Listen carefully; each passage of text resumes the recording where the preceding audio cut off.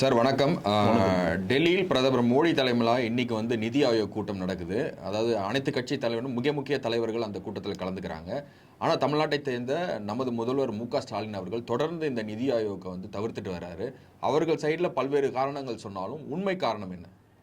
உண்மை காரணம் பிஜேபி தொடங்குகிற எந்த திட்டங்களாகட்டும், பிஜேபி அறிவிக்கிற எந்த அறிவிப்புகளாகட்டும், அதற்கு அது பொதுமக்களிடம் ஒரு ஆதரவு பெருகக்கூடாது. ஏன்னா இன்றைக்கி திமுக என்ன நினைக்குது அப்படின்னா, தமிழ்நாட்டில் 40 சீட்டு வென்றெடுத்ததுக்கு மூல காரணம் பிஜேபி எதிர்ப்பு அப்படின்ற கட்டமைப்புக்குள்ளே திமுக வந்துருச்சு. முன்னாடிலாம் பார்த்திங்கன்னா அங்கொன்றுமாங்க இன்றொன்றுமாங்க பிஜேபி ஒரு பெரிய கட்சி இல்லைன்னு நினச்சிட்டு இருந்தது. நோட்டாக்கியில் ஓட்டு வாங்குகிற கட்சின்னு சொல்லி கேலி வச்சிருந்த திமுக இன்றைக்கு முழுமையாக ஒரு கட்சியை பார்த்து பயப்படுதுன்னா அது பிஜேபியை பார்த்து தான். அப்போ மத்திய அரசு கொண்டு வர எல்லா திட்டங்களையும் உள்வாங்கிட்டு அது சம்மந்தமாக பொது வழியில் கருத்துக்கள் சொல்லணுன்ற பேரில் அந்த திட்டங்கள் எல்லாம் தமிழ்நாட்டுக்கு வராத மாதிரியும், இவர்கள் மட்டும்தான் தமிழ்நாட்டுக்கு நல்ல திட்டங்களை கொடுக்குற மாதிரி ஒரு கட்டமைப்பை, ஒரு மாயை ஏற்படுத்த அவர் விரும்புகிறார். 48 லட்சம் கோடி இந்த வாட்டி நம்ம பட்ஜெட்டில் தாக்கல் பண்ணோம். அந்த பட்ஜெட்டுடைய மொத்த பட்ஜெட்டுடைய காசு அதில் 0.9% என்னமோ சம்திங் தான் பீகாருக்கும் நம்ம ஆந்திராவுக்கும் கொடுத்தோம். இவங்க உடனே தமிழ்நாடு பேர் சொல்ல, அந்த பேர் சொல்ல, இந்த மாநிலம் பேர் சொல்ல, கிட்டத்தட்ட 25 மாநிலங்கள் பேர் சொல்லன்னு சொல்லி ஒரு டிசைனை உள்ள வைக்கிறாங்க. இப்போ குஜராத்தில் தான் மோடிஜி அவர்கள் பிறந்து வளர்ந்து அதில் தான் 10 வருஷம் முதலமைச்சராகி அதுக்கப்புறம் தான் நம்ம நாட்டுடைய பிரதமர் ஆகிறாரு. குஜராத் பேர் கூட அதில் சொல்லலை. ரெண்டாவதுனா ஏற்கனவே நிதியமைச்சர் அதில் தெளிவாக சொல்லிட்டாங்க, அந்த 0.9% ஆந்திராவுக்கும் அந்த பீகாருக்கும் போக ரெஸ்ட் ஆஃப் த என்ன அமௌண்ட் இருக்கோ அது எல்லாமே இந்தியாவில் இருக்கக்கூடிய 28 மாநிலங்களுக்கும் 7 யூனியன் பிரதேசத்திற்கான பிரதான திட்டங்கள். அதற்கு ஒரு உதாரணமும் நிர்மலா சீதாராமன் சொல்கிறாங்க. போன இடைக்கால பட்ஜெட்டில் தேர்தலுக்கு முன்னாடி நாங்கள் தாக்கல் பண்ணோம். அப்போ மகாராஷ்டிரா பேரை நாங்கள் குறிப்பிடல. இப்போ முழு பட்ஜெட்டை தாக்கல் பண்ணுறோம் தேர்தலில் வென்றெடுத்து. அப்பயும் மகாராஷ்டிரா பேரை குறிப்பிடல. ஆனால் மகாராஷ்டிராவில் இந்த இடைப்பட்ட காலத்தில் 75 கோடி மதிப்புள்ள ஒரு துறைமுகத்துக்கு அடிக்கல் நாட்டியிருக்கோம் அப்படின்னு தெளிவாக சொல்கிறாங்க நாடாளுமன்றத்தில். இங்கே இருக்கக்கூடிய பாமர மக்களுக்கு புரிகிற மாதிரி நம்ம சொல்லணும் அப்படின்னா, இங்கே இருக்கக்கூடிய திமுக செயல்படுத்துகிற எந்த திட்டமாக இருந்தாலும் அந்த திட்டத்தில் மத்திய அரசு பங்களிப்பு கண்டிப்பாக இருக்கும். குறிப்பாக சொல்லணும்னா, நீங்கள் 20 கிலோ அரிசி ஃப்ரீயாக வாங்குறீங்க. 20 கிலோ அரிசி ஃப்ரீ மாதம். ஆனால் உங்களுக்கு ரேஷன் கார்டு வச்சுருந்தீங்கன்னா கிட்டத்தட்ட 2 கோடியே 20 லட்சம் பேர் ரேஷன் அட்டைதாரர்களுக்கு 20 கிலோ அரிசி கொடுக்குறாங்க. அந்த 20 கிலோ அரிசியினுடைய கொள்முதல் விலை எவ்வளோ தெரியுங்களா? 33 ரூபா. அந்த 33 ரூபாவில் 31 ரூபா யார் கொடுக்குறாங்க? மத்திய அரசு கொடுக்குறாங்க. வெறும் 2 ரூபா வாங்கி இந்த குடோனில் சேமித்து குடோனில் சேவ் பண்ணி அங்கேருந்து ரேஷன் கார்டில் எடுத்து டிஸ்ட்ரிபியூட் பண்ணி இவர் ஸ்டிக்கர் ஒட்டுறதுக்கு தான் அந்த 2 ரூபா செலவு பண்ணுறாங்க. இது மட்டுமல்லாமல் இந்தியாவில் இருக்கக்கூடிய 85 கோடி மக்களுக்கு கரீப் கல்யாண் திட்டத்தின் கீழே 10 கிலோலேருந்து 20 கிலோ அரிசியும் கோதுமையும் கொடுக்குறாங்க. இது எத்தனை பேருக்கு தெரியுன்றது தெரியல. நான் சொல்ல சும்மா ஒரு துளியாக சொல்கிறேன். இன்னும் சொல்லப்போனால் நிறைய விஷயங்கள் எல்லாமே செயல்படுத்துறது தான்.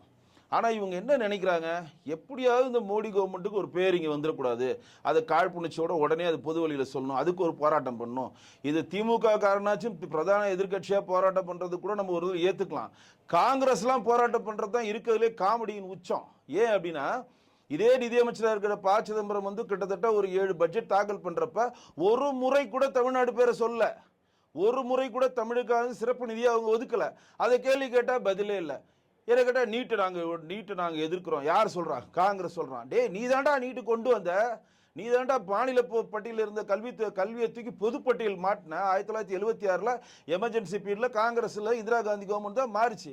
ஆனால் அன்னைக்கு நீட்டு ஓகே, ஆனால் நாங்கள் இன்னைக்கு எதுக்குறோம். அன்னைக்கு ஜிஎஸ்டி ஓகே, ஆனால் இன்னைக்கு ஜிஎஸ்டி எதுக்குறோம். இது எப்படி பாருங்க, எவ்வளோ முரண்பாடு பாருங்களேன். இந்த முரண்பாடு இங்கே இருக்கக்கூடிய பாமர மக்கள் புரிஞ்சுக்கணும். நீட்டை கொண்டு வந்தது திமுக அரசாங்கமும் அன்றைக்கு இருக்கக்கூடிய காங்கிரஸும் இணைந்து தான் கொண்டு வந்தாங்க அப்படின்றத இங்கே தெளிவாக சொல்லுது. இங்கே தமிழ்நாட்டில் தான் அதிகமான மருத்துவ சுயநிதி கல்லூரி இருக்குது, டீம்டு யூனிவர்சிட்டி இருக்குது.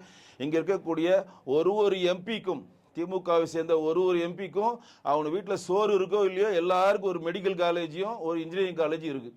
அந்த மெடிக்கல் காலேஜோட வருமானம் தான் நீட்டை வரக்கூடாதுன்னு சொல்லி அவங்க தவிர்க்கிறதுக்கான பிரதான ரீசன். இதுதான் அந்த மெயின் ரீசன். ஏன்னா மேனேஜ்மெண்ட் கோட்டாவில் தரம் இல்லாத மருத்துவமனைலாம் உருவாக்கி இங்கே தமிழ்நாட்டில் இருக்கக்கூடிய பாதி அரசியல்வாதி பசங்க யாருன்னு கேட்டால் டாக்டர், நான் டாக்டர், யாருக்கள் இப்போ பொன்முடி பையன் டாக்டர், துரைமுருகன் பையன் டாக்டர், நான் வரிசை கட்டி சொல்லணும்னா எல்லா காந்தி பையன் டாக்டர், எல்லார் பசங்களும் டாக்டர். போய் எதுனா ஹாஸ்பிட்டல் வச்சு எதுனா ஒரு மேஜராக ஒரு ஆப்ரேஷன் பண்ணி இதில் ஸ்பெஷலிஸ்டாக எவனா இருக்கான்னு கேட்டால் ஒருத்தன் கூட கிடையாது. ஆனால் நான் டாக்டர். இது எப்படி பாருங்க. இந்த மாதிரி கல்வியை விலை கொடுத்து வாங்கி தரமட்ட மருத்துவர்கள் வரக்கூடாதுன்னு தான் சுப்ரீம் கோர்ட் ஆர்டர் போடுது. நீட்டை கொண்டு வாங்க, பொதுவான தேர்வு வைங்க. இதை முன்னாடியே வந்து 2010 சொல்லிட்டோம். நீட் வந்து போகுது, சுப்ரீம் கோர்ட் ஆர்டர் போட்டாங்கன்னு சொல்லியாச்சு. அப்போ நீங்கள் உங்கள் கல்வித்தரத்தை உயர்த்தணுமா இல்லையா? நான் சமச்சீர் கல்வி தான் வாங்குவேன், நான் வந்து மாநில பாடத்திட்டத்தைப்படி தான் நான் படிப்பேன், அப்புறம் எப்படி நீட் பாஸ் பண்ண முடியும்? ஒட்டுமொத்த இந்தியாவுக்கான கல்விக் கொள்கை தான் புதிய தேசிய கல்விக் கொள்கையை கொண்டு வந்திருக்கோம். அதை உள்ளே வாங்க, ஸ்ரீ கல்வி திட்டத்தில் இணைஞ்சு அதற்கான ஃபண்டை பெறுங்க. நீட்டை நீங்கள் அட்டன் பண்ணுறதுக்கு ஈஸியாக இருக்கும்ல. இப்போ எப்படி இவங்கன்னா போன வாட்டி ஒரு 35 பேர் 36 பேர் வென்றெடுத்து அங்கே போய் சமோசா டீ சாப்பிட்டு வந்தாங்க. இப்போ 40 பேர் வென்றெடுத்துட்டு போயிட்டு உள்ள நுழைஞ்ச உடனே நாங்களும் எதிர்க்கிறோம். நான் இன்னும் பேசவே இல்லையன்ற சபாநாயகர் என்ன தீர்மானம் சொல்லவே இல்லையா? என்னவே நாங்கள் எதிர்க்கிறோம், நாங்கள் உடனே எதிர்க்கிறோம். என்னையா அது? 0 ஹவரில் பேசலாம், உங்களுக்கான தனிநபர் மசோதா தாக்கல் பண்ணலாம், எவ்வளோ விஷயங்கள் இருக்குது பாராளுமன்றத்தில். இன்னும் சொல்ல போனால் மாண்புமிகு பாரத பிரதமர் வந்து தெளிவான ஒரு அறிக்கை கொடுத்தார். எப்போ நான் பட்ஜெட்டுக்கு முன்னாடி சொன்னார், என்னன்னா தேர்தல் வரப்போ நம்ம வந்து சண்டையிட்டோம்.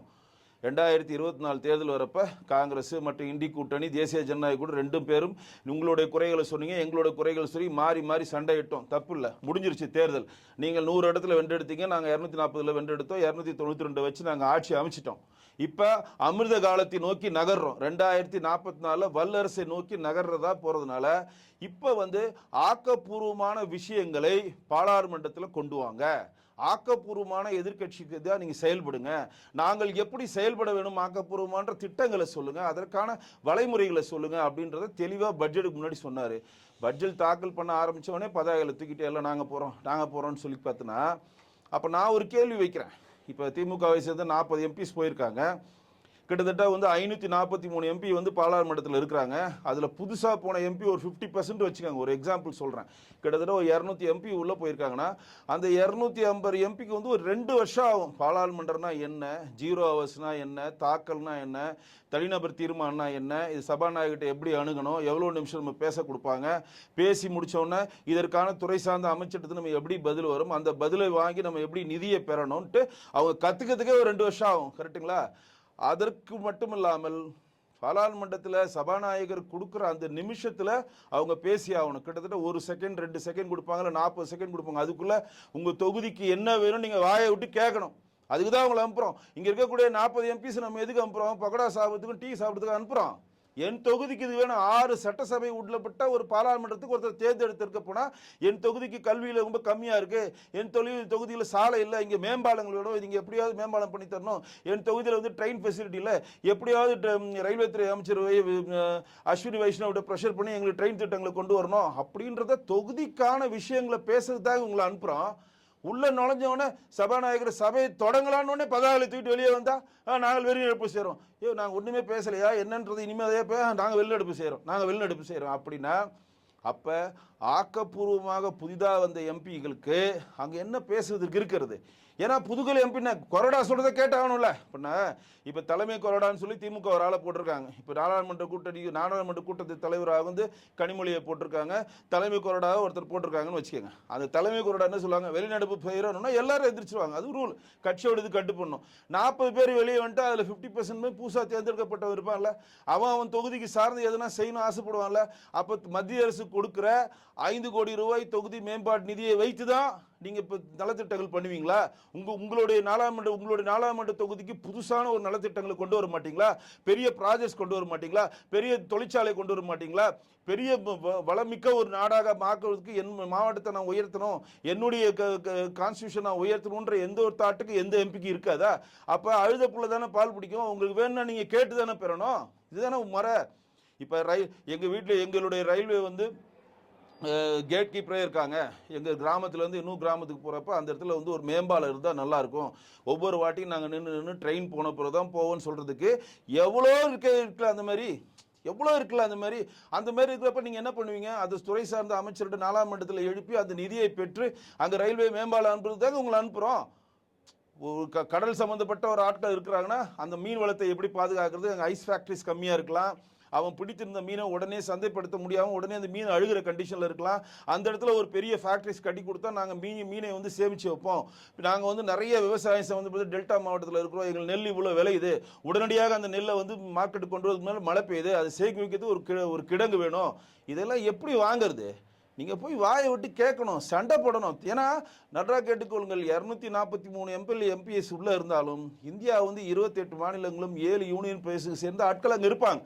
நீங்க தான் நம்ம எம்பி எப்பின்னு கொண்டாடுறோம். அங்கே 543 பேரில் அவர் ஒரு ஆள், அவர் தான். அவர் சார்ந்த ஒரு விஷயங்களை அவர் பண்ணணும். அப்புறம் உங்களை தேர்ந்தெடுத்து நாங்கள் எதுக்கு அனுப்புகிறோம்? எதுக்கு உங்களை தேர்ந்தெடுத்து தண்ட சம்பளமாக 1,50,000 நாங்கள் கொடுக்குறோம்? 1,50,000 சம்பளம், உங்களுக்கு பிஏக்கு சம்பளம், உங்கள் காரு வாகனம், உங்களுக்கு விமான கட்டணம் இலவசம், ரயில்வே கட்டணம் இலவசம், உங்களுக்கு எஸ்கார்டு, பாதுகாப்பு, வீடு, லொட்டு லொசுக்கு எல்லாத்தையும் நாங்கள் கொடுத்து அங்கே போயிட்டு சமோசா சாப்பிட்டு வரதுக்கு உங்களை அனுப்புகிறோம். போய் பேசுங்கய்யா, உங்களை பேசுக்கு தான் இங்கேருந்து அனுப்புகிறோம். டிஎம்கே பிஜேபி எதிர்க்குவது மட்டும்தான் பிரதான வேலையா? நாடாளுமன்றம் ஒன்று பிஜேபியான நாடாளுமன்றமா? நாடாளுமன்றத்தில் பிஜேபிக்கு 240 எம்பிஸ் இருக்காங்க, அவ்வளோதான். காங்கிரஸுக்கு 99 எம்பிஸ் இருக்காங்க, அவ்வளோதான். சமாஜ்வாடிக்கு 40 எம்பிஸ் இருக்காங்க, அவ்வளோதான். டிஎம்கேக்கு 40 எம்பிஸ் இருக்காங்க, அவ்வளோதான். அப்போ ஒட்டுமொத்த நாடாளுமன்றம் அனைத்துக்கான அந்த அவை அது. கேட்டால் வந்து திருக்குறள் படிக்கல ஒருத்தர் சொல்கிறார் திடீர்னு. இதனால் வரையும் வந்து ப. சிதம்பரம் திருக்குறள் படித்தார், நிர்மலா சீதாராமன் திருக்குறள் படித்தாங்க, இந்த வாட்டி பட்ஜெட் தாக்கல் பண்ணுறப்ப திருக்குறள் படிக்கல. இது ஒரு பிரச்சனையா? ஏட்டா அறிவட்டவனுங்களா? நம்மளுடைய தமிழ் மரபை நம்ம செங்கோலை நாடாளுமன்றத்தில் நிறைவேறிருக்காரு. ஒட்டுமொத்த தமிழர்கள் பெருமைப்படக்கூடிய செங்கோலை நாடாளுமன்றத்தில் நிறைவேறிருக்கிறாங்க. இன்னைக்கு நம்ம மாண்புமிகு ஜனாதிபதி திரௌபதி முர்மு நடந்து வர்றதுக்கு முன்னாடி செங்கோலை பிடிச்சிக்கிட்டு ஒருத்தர் வர்றார். தமிழனுடைய பெருமை எவ்வளோங்க? அங்கே சபாநாயகர் பிறகு செங்கோலை வச்ச பிறகு சபாநாயகர் அவையே தொடங்குறாரு. எவ்வளோ பெரிய தமிழத்துக்கு ஒரு பெருமையை சேர்த்திருக்காரு. அதை பற்றி பேச துப்பு இல்லை. திருக்குறள் படிக்கல. போன வாட்டி திருக்குறள் படித்தாங்க, இந்த வாட்டி திருக்குறள் படிக்கல. போன வாட்டி வந்து மோடிஜி வந்து வரப்புயர நீர் உயரும், நீர் உயர நெல் உயரும், நெல் உயர குடி உயரும், குடி உயர கோணு உயரும், கோணு உயர கோமானு உயர்வான்னு சொல்லிட்டு ஔவையார் பாட்டை மேல்கோள் காட்டினார். இப்போ மேல்கோள் காட்டல. இப்போ இதுவா பிரச்சனை? நாடாளுமன்றத்தில் தெளிவாக சொல்லிட்டாங்க. சிறப்பு நிதியாக ஆந்திராவும் கேட்குறாங்க, பீகாரும் கேட்குறாங்க. ஆந்திரா வந்து பிரிந்த ஒரு மாநிலம். இப்போ வந்து பிரிந்த மாநிலத்துக்கு சிறப்பு நிதி கொடுக்கறதுக்கான எல்லா வரைமுறையும் இருக்குது. ஆனால் அவங்க கேட்குறது ஸ்பெஷல் நிதி கேட்குறாங்க. ஸ்பெஷல் நிதி தர முடியாது. ஏன்னா சிறப்பு நிதி வேறு, ஸ்பெஷல் நிதி வேறு. ஏன் அப்படின்னா நீங்கள் வந்து ஒட்டுமொத்தமாக ஒரு மாநிலத்துக்கு வந்து நீங்கள் ஒரு ஃபண்டை அலகேட் பண்ணுன்னா அது சில வரையறு மத்திய அரசு வச்சுருக்கு. அது காடு சார்ந்த இடமா இருக்கணும், எல்லை சம்மந்தப்பட்ட மாநிலமாக இருக்கணும், மக்கள் தொகை வந்து படிப்பறிவு கம்மியாக இருக்கணும், தொழில் வளங்களே இல்லாத மாநிலமாக இருக்கணும், இயற்கை வளங்கள் இல்லாத மாநிலம் இருக்கும், மக்கள் அடுத்த கட்ட நகர்வுக்கு நகர முடியாமல் கல்வி அறிவு ரொம்ப கம்மியாக இருக்குமான்னு பல கேட்டகரி இருக்குது. இந்த கேட்டகரியில் வந்தால் தான் ஸ்பெஷல் ஃபண்டை வந்து கவர்மெண்ட் ரிலீஸ் பண்ணும். ஆனால் அவங்க கேட்குறது, நாங்கள் பிரிந்த மாநிலமாக இருக்கிற எங்களுக்கு ஹெல்ப் பண்ணுங்கள், பீகார் வந்து நாங்கள் பின்தங்கிய மாநிலமாக இருக்குன்னு ஹெல்ப் பண்ணுங்கன்னு ரொம்ப வருஷமாக கேட்டுட்டு இருக்காங்க. இந்த பட்ஜெட்டில் இம்ப்ளிமெண்ட் பண்ணுறாங்க. அதுவும் எவ்வளோ சொல்கிறேன், 0.9% தான் அதோட ஒட்டுமொத்த பட்ஜெட்டில் அவங்களுக்கு கொடுத்த ஃபண்டு. மற்றது எல்லாமே இங்கே தான். நான் முன்னாடி சொன்ன பதிவை திருப்பி செய்ய விரும்புகிறேன். இங்கே தமிழ்நாட்டில் தொடங்கப்படுகிற, தமிழ்நாட்டில் மு.க. ஸ்டாலின் அவர் செய்கிற நல்ல திட்டங்கள், நலப்பணிகள் எல்லாத்திலையும் மத்திய அரசினுடைய பணம் இருக்கிறது. அதில் எந்த மாற்றம் இல்லை. இப்போ நிதி ஆயோக்கு நீங்கள் ஏன் போக மாட்டேன்றீங்க? எப்போதும் போனதில்லை, இப்போ ஏன் போக மாட்டேன்றீங்கன்னா இது எப்படி இருக்குன்னா, எப்பா நீ ஏன்ப்பா நிதி ஆடி, நீ ஏன்ப்பா ஸ்கூலுக்கு வரல? பக்கத்து பையன் லப்பரை திருட்டான், பென்சிலை திருட்டான், அவன் ஜாமெட்ரி பாக்ஸை திருட்டான், மிஸ்ஸு போனால் குச்சி வச்சு அடிக்கிறாங்க, நான் போக மாட்டேன் அப்படின்னு குழந்தைங்க அடம் பிடிக்கும்ல. இதே தானே நம்ம மம்தா பானர்ஜி இருக்காங்க, இதே தானே திரிணாமுல் காங்கிரஸ் மம்தா பானர்ஜி என்ன சொல்கிறாங்க, என்னுடைய மாநிலத்துக்கு என்ன தேவையோ என் உரிமைகளை கேட்டு பெறுவேன், நான் போகிறேன், கேட்டு பெறுவேன். அதுதான் இவங்களை தேர்ந்தெடுத்து வச்சுருக்கோம். அவன் பென்சில் திருட்டான், ரப்பரை திருட்டான், நான் பேசுகிற கேட்க மாட்டேன்றான், என் பேரை சொல்லலை. இது ஒரு பிரச்சனையா? தமிழ்நாடு பேரை சொல்கிறது ஒரு பிரச்சனையா? ஒட்டுமொத்த மாநிலங்கள் பேரை சொல்லணும்னா ஒரு அவை எவ்வளோ நேரத்துக்கு நடத்தணுங்க? சரி, இதனால் வரையும் இந்த மாநிலங்கள் பேர் சொல்கிற மாதிரி எதனா அவை நடந்திருக்கா? எதுவுமே இல்லை. அப்போ நான் முன்னாடி சொன்ன பதிவை உங்களை நினைவிட்டு விரும்புகிறேன். பிஜேபி இங்கே ஒரு விஷயத்தை ஆரம்பிச்சிட்டாங்கன்னா அது சம்பந்தமான அந்த கட்சிக்கு ஒரு பெயர் இங்கே வந்துடக்கூடாது. உடனே போராட்டம், உடனே பாருங்கள் போராட்டம். ஏட்டா கள்ளச்சாராயத்தில் 56 பேர் செத்தாங்களே, எங்கடா போனீங்க? காங்கிரஸ்காரில் மான கட்டவனுங்களா, எங்கடா போனீங்க நீங்கள்? 56 பேர் செத்து கொழிஞ்சாங்களே, 65 பேர் செத்தாங்க கள்ளச்சாராயத்தில், மானம் கட்டவனுங்களா, எங்கடா போனீங்க நீங்களா? உங்களெல்லாம் நாங்கள் வலை வீசி தேடுறோம். தமிழகம் பேர் சொல்கிறவங்க போய் ப. சிதம்பரம் வீட்டு முன்னாடி போய் நின்று சொல்லு, யோ 7 வாட்டி நீ பண்ணி பட்ஜெட் தாக்கல், ஒரு வாட்டியே தமிழ்நாட்டு பேரை சொன்னியான்னு கேளு. நீங்களாம் பெரிய வீரமான ஆட்கள் தானே. நேராக காங்கிரஸ்காரனுக்கு இது சொல்கிறேன். திமுக காரன் வந்து எப்பொழுதுமே வந்து பிஜேபி எதிர்க்கிறது தான் ஒரு பிரதான வேலையாக பண்ணிப்பான். ஸோ அவங்கள கணக்கில் சேர்த்துக்க முடியாது. காங்கிரஸ்காரருக்கு இதில் என்ன ரோல் இருக்குது? இன்னைக்கு ஆம்சாங் கொலைகளுக்கு ஒட்டுமொத்தமாக சந்தி சிரிக்குது. 200 நாளையில் 600 கொலைகள் பிட் நோட்டீஸ் கொடுக்குறாரு எடப்பாடி. 200 நாட்கள் 600 கொலைகள், 200 நாட்கள் 600 கொலைகள். என்ன பிட் நோட்டீஸ் மாதிரி கொடுக்குறாரு. அதற்கு பதில் சொல்லுங்கன்னா, நான் இவரை மாற்றிட்டேன், ஐஏஎஸை மாற்றிட்டேன், ஐபிஎஸ்ஸை மாற்றிட்டேன். அதெல்லாம் மாற்றி என்ன பிரயோஜனம்? ஆம்சாங் கொடுக்கொலைக்குள்ள இதே இந்த கேப்டன் நியூஸில் நான் பேசியிருக்கேன். அன்றைக்கி பார்த்தீங்கன்னா ஏதோ 10 பேர் தான் உள்ளே வந்தானுங்க. இப்போ பார்த்தீங்கன்னா பறந்து விரிந்துக்கிறாங்க. நாங்கள் இப்போ பார்க்குற ஆம்சாங் கொலைகளுக்கு பார்த்தா தமிழ்நாட்டுக்கு ஒட்டுமொத்த ஜாதாக்கள் எல்லாருக்கும் ஒரே எதிர்ப்பு யாருன்னா ஆம்சாங் தான். தமிழ்நாட்டில் இருக்கிற ஒட்டுமொத்த கொள்ளைக்காரர்களும், தமிழ்நாட்டில் இருக்கிற ஒட்டுமொத்த கொலையாளிகளுக்கும், தமிழ்நாட்டில் இருக்கக்கூடிய ஒட்டுமொத்த கஞ்சா கடத்துறவனுக்கும் எல்லாருக்கும் ஒரு எதிரி இருக்கிறாருன்னா அது ஆம்சாங் தான். அவ்வளோ பெரிய ஆளாக அவர் எனக்கு புரியல. இந்த பக்கம் போனால் பிஜேபி இருக்கிறான், இந்த பக்கம் போனால் தமாக வரான், அந்த பக்கம் எங்களுக்கு தான் ஏடிஎம்கே வரான், இந்த பக்கம் வந்தால் டிஎம்கே வரான். எல்லா கட்சிகளையும் உள்ளே கொண்டு வந்து எவனையே எங்கேருந்தே இருக்கவனு இழுத்து போட்டு டெய்லி ஒருத்தனை சேர்க்குறான். இந்த இன்னைக்கு காலையில் ஒருத்தரை சேர்த்தாங்க. கேட்டால் அவர் வந்து நம்ம ஆற்காடு சுரேஷோட சித்தப்பா பையனா, அவனையும் நாங்கள் விசாரிக்கிறோம். ஏன்னா இந்த ராஜீவ்காந்தி கொலை வழக்கில் பேரழிவாளி சொன்னோம்ல, பேட்டரி சப்ளை பண்ணால், வண்டி சப்ளை பண்ணால், பக்கத்து வீட்டுக்கு வந்தான்ற மாதிரி டெய்லி ஒருத்தரை சேர்த்துக்கிட்டு இந்த கொலையை வந்து பிரதானமாக ஆம்சாங் தான் மிகப்பெரிய ஒரு தாதா, ஆம்சாங் தான் மிகப்பெரிய ஒரு ரவுடி, அவர் வந்து இவ்வளோ எதிரிகள் இருக்கிறான்னு ஒரு கட்டமைப்பை நோக்கி நகர்றீங்க. ஸோ இது வந்து ஜோடிக்கப்படுகிறதான்ற ஒரு டவுட் நமக்கு வர்றதுனால தான் சிபிஐ விசாரணை நம்ம கேட்கும். ஏன் சிபிஐ விசாரணை வைக்க மாட்டேன்றீங்க அப்படின்னே தமிழ்நாடு போலீஸ் ஒரு அப்பாட்டகர் போலீஸ் எல்லாத்தையும் கண்டுபிடிச்சிங்களா? வேங்க வயலில் சந்தி சிரிக்குது. இன்னைக்கு சட்ட ஒழுங்கில் 200 கொலைகளில் 600 நாளில் 200 கொலைகள்னு சட்ட சதி சிரிக்குது. எங்கே திரும்பினாலும் கஞ்சா கிடைக்குது, எங்கே திரும்பினாலும் வந்து ஹன்ஸ் கிடைக்குது, எங்கே திரும்பினாலும் போதை வசதிகள் கிடைக்குது. கொலை நகரமாக இங்கு தலைநகரம் மாறிக்கொண்டிருக்கிறது தான் எங்களோட மாநிலத்தில் அண்ணாமலை ஒவ்வொரு முறையும் சொல்கிறாரு.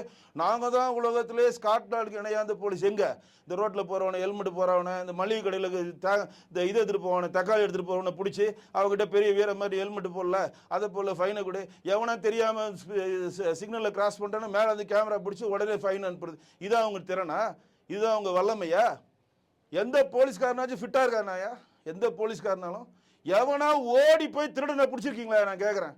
அப்படியே சிசிடிவியில் பார்க்குறதே, அங்கே இருக்க தூக்கிட்டு வா, சிசிடிவி எந்த ஏரியாப்பா, அங்கே எங்கே சிசிடிவி எல்லாத்தையும் வாங்கிட்டு வா, அவர் தூக்கிட்டு வா. இவ்வளோதான். உங்களோட திறன் எங்கே இருக்கிறது? நிர்பயா நிதி சென்ட்ரல் கவர்மெண்ட் கொடுக்குது. அந்த நிர்பயா நிதியை பயன்படுத்தி மகளிர் மேம்பாட்டுக்கு அந்த நிதியை யூஸ் பண்ணி இன்னைக்கு வரையும் வந்து ஒரு பாதுகாப்பான ஒரு விஷயத்தை முன் வைக்கிறீங்களா? எதுவுமே இல்லை. காவல்துறை நண்பர்களுக்கு நான் வந்து அவங்கள வந்து கேலி பண்ணணுன்றதுக்காக நான் சொல்ல வரல.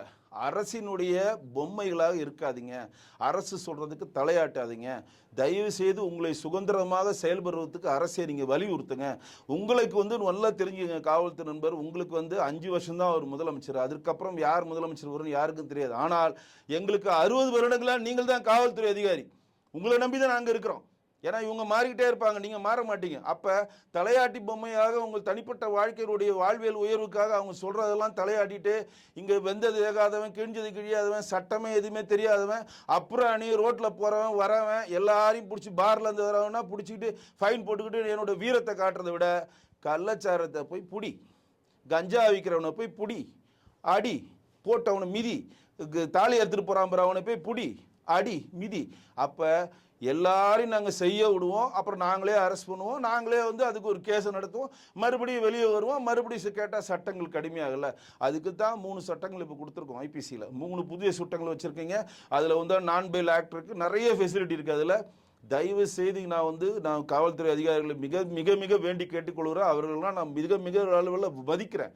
தலையாட்டி பொம்மையாக இருந்தீங்கன்னா பப்ளிக்கோடைய எல்லா சாபத்தையும் நீங்கள் பெறுவீங்க. ஏன்னா நல்லா கேட்டுக்கோங்க, 65 பேர் செத்துட்டான் கள்ளச்சாராயத்தில். 65 பேருக்கு நீங்கள் 10 கோடி ரூபா கொடுத்துட்டீங்க. இன்னைக்கு கூட பொதுநல வழக்கு வந்து கவர்மெண்ட் கோர்ட் தள்ளுபடி பண்ணிச்சு. 6.5 கோடி எங்களோட பப்ளிக் ஃபண்ட் எடுத்து செலவு பண்ணிக்கிறோம். செத்தவங்களாம் தியாகி இல்லைன்ட்டுனா அரசினுடைய கொள்கை முடிவில் நாங்கள் தலையிட மாட்டோம், அழகாக எஸ்கேப் ஆகிடுச்சு உயர்நீதிமன்றம்.